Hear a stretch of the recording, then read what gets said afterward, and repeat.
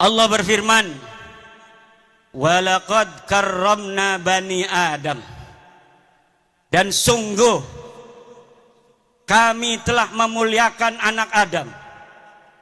Allah lah yang telah memuliakan kalian, wahai orang Garut, wahai orang Limbangan. Maka jangan hinakan kalian di hadapan siapapun atas nama apapun, kecuali di situ ada perintah Allah Subhanahu wa taala. Kehinaan yang diperbolehkan adalah kehinaan di hadapan orang tua kita. Waqfid janah, harus tawadu, harus menghinakan diri di hadapan ibu kita, di hadapan ayah kita. Wa man fi ma'nahuma indal ulama wa huwal masyayikh. Kalau dia bukan ibu kalian, kalau dia bukan ayah kalian, kalau dia bukan guru kalian, walaupun katanya dia kiai, walaupun katanya dia ulama, maka tidak ada kewajiban bagi kalian untuk menghormatinya dengan menghinakan orang tua dan guru kalian yang mengajari kalian sendiri. Artinya, apabila ta'arud antara menghormati orang tua dengan menghormati ulama itu, maka orang tua harus didahulukan terlebih dahulu. Sekarang ini doktrinnya beda. Kalau engkau mencintai cucunya Rasul, walaupun ibumu sakit, maka engkau harus hadir apabila ada panggilan juang. Kalau ada panggilan jihad. Jihad apa? Negeri kita ini sedang tenang, saudara. Negeri kita ini aman, tentram. Ngedengerin ceramah juga bisa sambil beli cilok. Ngedengerin ceramah juga bisa sambil ngopi, bisa sambil ngerokok. Banser begana begini juga nggak ada apa-apa sebenarnya mah. Pura-pura sibuk. Aman tentram, betul nggak? Cuma Banser ingin menunjukkan penghormatan pada kiai-kiai saja. Sebenarnya nggak ada apa-apa. Negeri kita ini aminatan mutmainnah, aman dan tentram.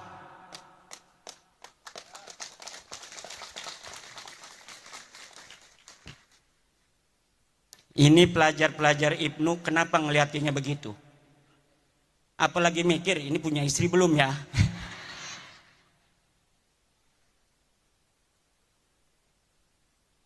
Gampang, saya tinggal ngontek ya Amin. Ya iya. Saudara-saudara kaum muslimin rahimakumullah. Yang terjadi hari ini adalah orang-orang yang memegang mic, tapi dia tidak memegang hati. Dia asal bicara, walau kadangkala menyakiti ratusan juta bangsa Indonesia. Bagi yang cinta pada dia karena sudah buta, mereka membenarkan mereka. Karena yang diajarkan adalah kebutaan. Yang diajarkan cinta. Dipanggilnya pengikut itu muhibbin. Tidak seperti Rasulullah memanggil pengikutnya dengan sebutan ashab. Imam Syafi'i memanggil murid-muridnya ashab. Para kiai memanggil pengikutnya santri. Tidak ada yang memanggil muhibbin. Para pecinta itu tidak ada, saudara. Muhibbin itu buta, karena sehingga yang menjadi pengikut mereka amat disebut ashab. Maka ketika Nabi Muhammad tiada, murid-muridnya para sahabat ini kemudian menjadi orang-orang tinggi derajatnya, bahkan bisa mengalahkan Rasulullah, dapat menguasai tanah yang lebih luas, sehingga mereka tanah yang dikuasai itu menyebut la ilaha illallah. Itulah murid-murid Rasulullah yang disebut ashab, bukan disebut muhibbin. Kemudian murid-murid Imam Syafi'i disebut ashabus Syafi'i, sahabat-sahabat Imam Syafi'i. maka mereka kemudian menjadi ulama-ulama besar sepeninggal Imam Syafi'i. Cucu-cucu muridnya juga menjadi ulama-ulama besar. Kemudian cucu muridnya menjadi ulama-ulama besar. Mereka yang disebut sebagai ashab adalah mereka yang dididik untuk lebih mulia dan lebih pintar dari gurunya. Sementara mereka yang disebut muhibbin hanya dijadikan anak buah yang untuk mengorbankan diri bagi yang dicintainya.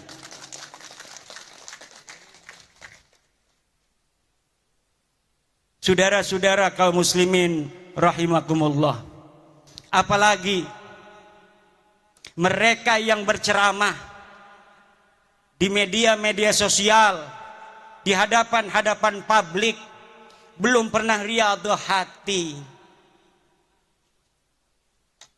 belum mencapai syarat yang sempurna. Syekh Abdul Qadir Jailani mengatakan, la yambaghi li faqirin ayyatasadda wa yatasaddara li irsadin nas illa in a'tahu Allahu ilmal ulama wa siyasatal muluk wa hikmatal hukama. Tidak segarutnya. Layam bagi itu maknanya tidak segarutnya. Kalau orang Jogja tidak seyogianya. Kalau orang Banten tidak sebantennya. Kalau orang Cigawir layam bagi tidak segawirnya.